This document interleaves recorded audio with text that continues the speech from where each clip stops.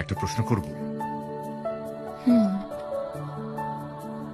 একজন মানুষের জীবনে সবচেয়ে গুরুত্বপূর্ণ কোনটি? ভালোবাসা নাকি মায়া? হঠাৎ এই প্রশ্ন কেন? বলো না।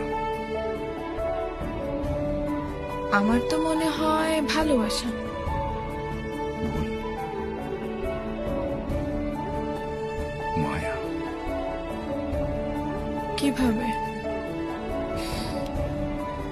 কাউকে ভালোবাসলে মানুষ তার মায়ায় পড়ে না, কিন্তু মায়ায় যদি কেউ পড়ে তাকে ভালোবাসতেই হয়। একজন মানুষ চাইলে অনেককে ভালোবাসতে পারে, কিন্তু মায়ায় শুধুমাত্র একজনেরই পড়ে।